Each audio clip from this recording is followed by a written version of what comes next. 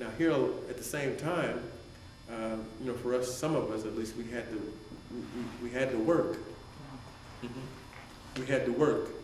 And I think part of it was having to figure out what is it that we did to work, to earn money, to do what we needed to do.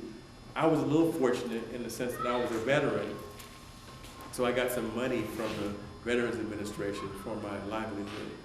Not very much. And then I did get, I was on financial aid from the University of Washington, so I didn't have to have a traditional job for quite a while when I survived. That night I stayed with my grandmother, stayed at my dad's house. Sometimes I moved out and I had a roommate or whatever, but it was a fairly eclectic lifestyle for about 4 years. I stayed in the party for 4 years. And then in 1972, I was starting to get burned out because there was so much going on. We were actually losing people, not gaining people in some of the work that we were doing. Then I felt I needed to go. I needed to go somewhere else. So I began to research opportunities for me to leave, and found a place that was as far away as I could get, probably in western Massachusetts.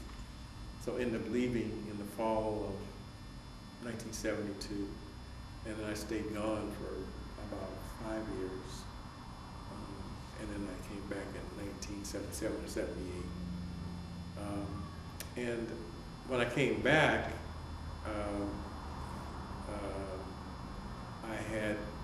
I didn't stay very long. I stayed here for about 13 months, and then I ended up leaving again, and I went to New Orleans for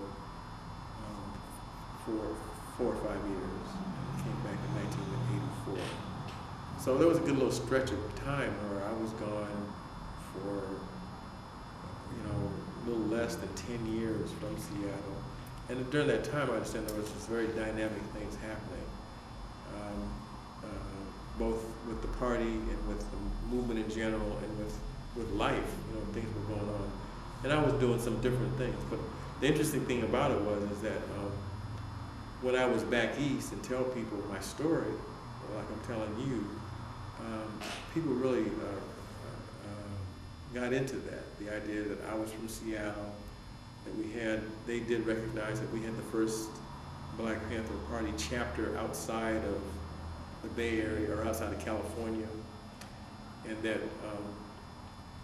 we studied revolutionary politics. Actually, that was one of the parts I really liked, because I was an avid reader, so to read about the history of national liberation struggles and the history of people that did things that I had never heard of to change change history for them in their society, or sometimes for the world, was very illuminating for me and for people like me, because I think that for me, because I was an early reader, my mother had taught me how to read before I started kindergarten, I was always searching for something, and I wasn't quite sure what it was, but I was always trying to figure out what was going on. So I've always had a taste for history, for biographies, for things in which people are trying to tell their story, or kind of lay out, in their opinion, what happened.